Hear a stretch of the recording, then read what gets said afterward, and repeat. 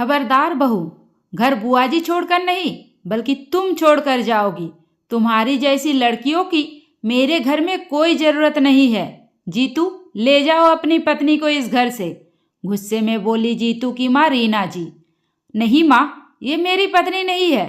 मेरी पत्नी इतनी गिरी हुई नहीं हो सकती। इस समय ये अपने माँ बाप के संस्कारों में पली हुई घमंडी लड़की है। जाइए अपने माँ बाप के पास और वहाँ पर बड़ों की इज्जत करना और संस्कार सीख कर आए। मैं इसे लेकर कहीं नहीं जाने वाला। कहते हुए जीतू भी गुस्से में चला गया। जीतू भी अपनी पत्नी मीता के ऊपर बहुत गुस्सा था।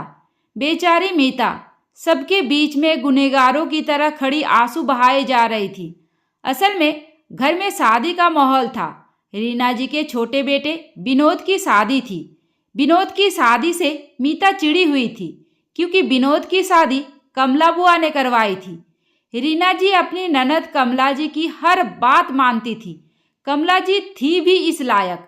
वो हमेशा अपने मायके की भलाई में ही सोचती थी। इसलिए उन्होंने अपनी जान पहचान की लड़की से विनोद की शादी कराई थी।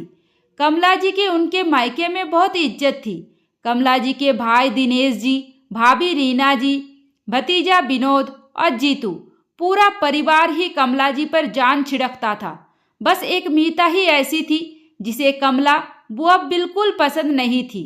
शादी की भीड़ भाड़ में एक दिन अचानक ही मीता रोने लगी, चीखने लगी, चिल्लाने लगी। मीता के रोने की, चीखने चिल्लाने से सब लोग भागते हुए उसके कमरे में आए तो मीता हार का खाली डब्बा हाथों में लेकर लगातार रोए जा रही थी।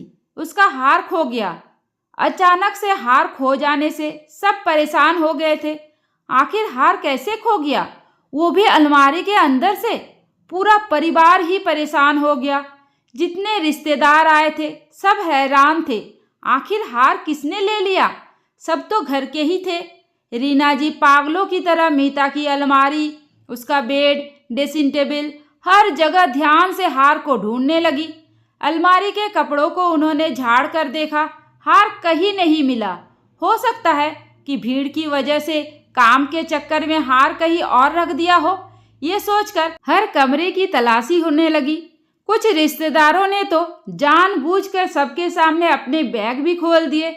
जब सबके बैग खुल गए तो कमला बुआ का बैग रह गया। किसी ने कुछ भी नहीं कहा, लेकिन मीता ने तुरंत ही कहा, जब सबके बैग देख लिए तो बुआ जी के बैग भी बाकी है। मीता की बात सुन रीना जी, दिनेश, जीतू, विनोद सब सन्न रह गए, हैरान थे। सबकी नजरें कमला बुआ पर गई। बुआ वही पास में पड़े सोफे पर कटे हुए पेड़ की तरह गिर जाती है। जैसे उन्हें विश्वास ही नहीं था कि मायके में इस बुढ़ापे में हार की चोरी का इल्जाम भी लगेगा। जीजी की हालत देख रीना जी को अपनी बहू पर बहुत गुस्सा आया। खबरदार बहू, अपनी जबान को लगाम दो। तुम होश में तो हो? किसके बारे में बात कर रही हो? मम्मी जी, मेरा हार खोया है।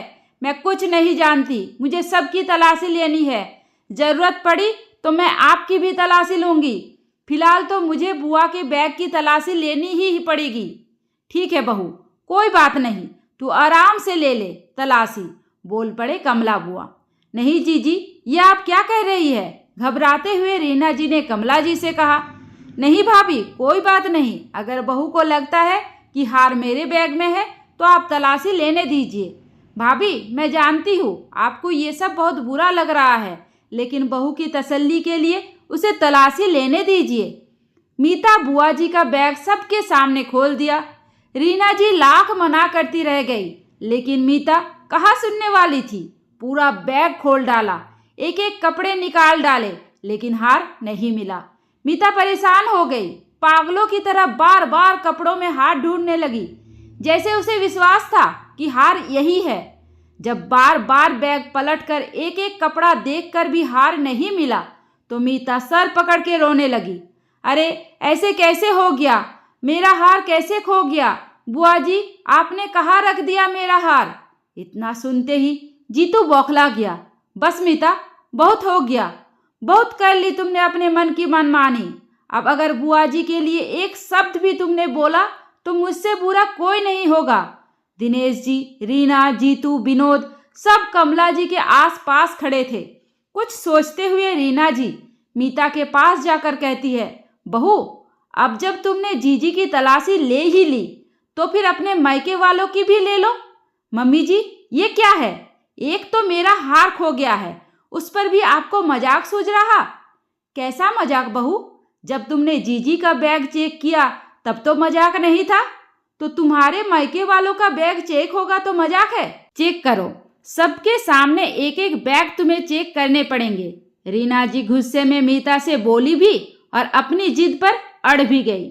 नहीं मम्मी जी, ये लोग तो मेरे अपने हैं, ये ऐसा नहीं कर सकते, मेरा हार कहीं और गया है।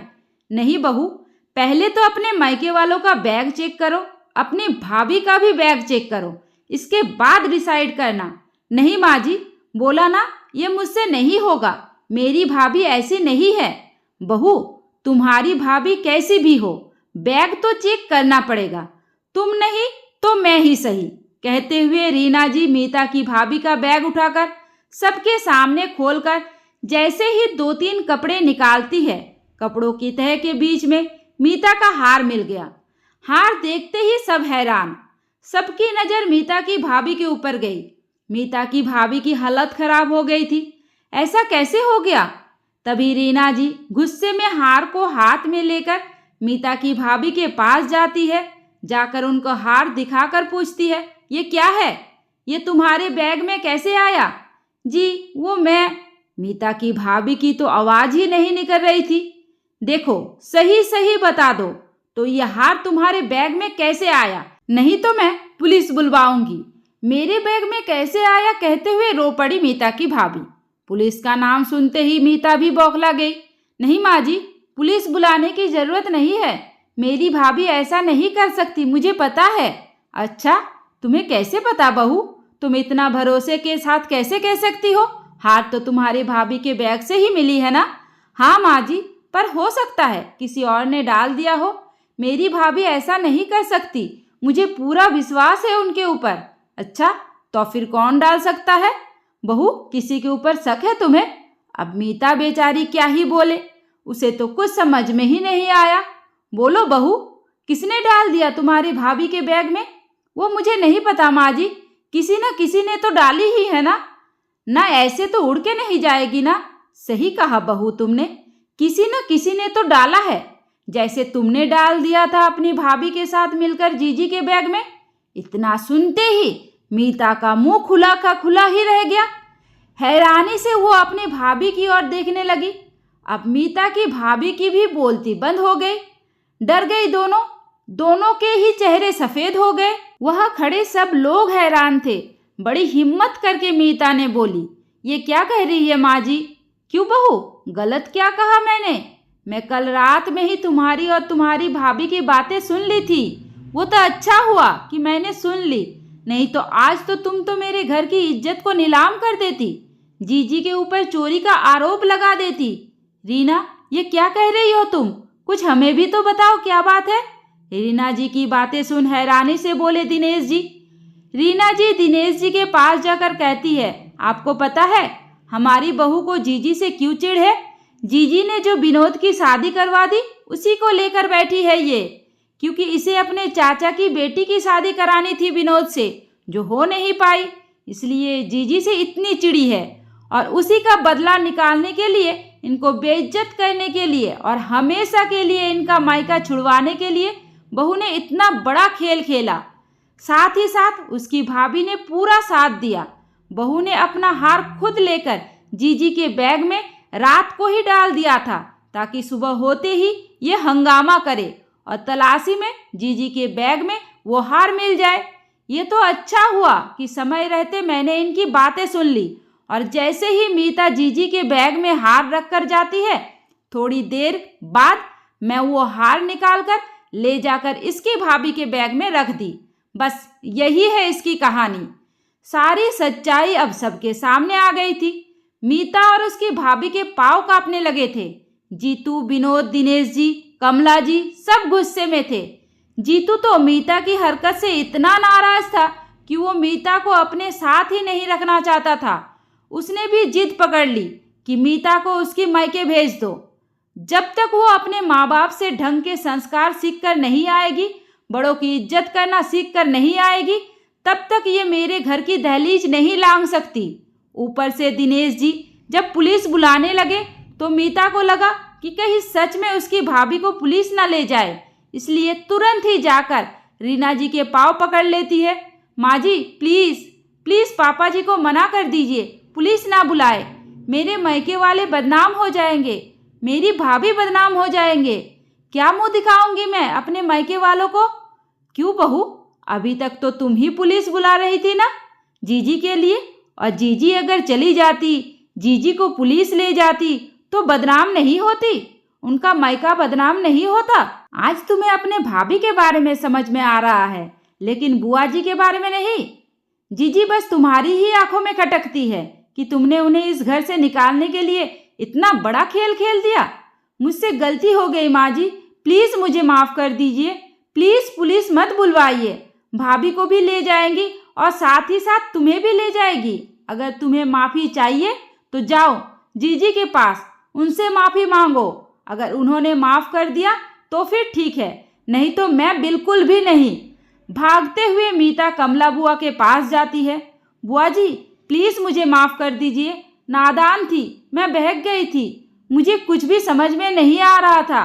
बुआ जी प्लीज़ प्लीज़ मत बुलवाइए, रोक लीजिए पापा जी को, आपकी बात को तो सब लोग मानते हैं। बुआ जी प्लीज़ रोक लीजिए।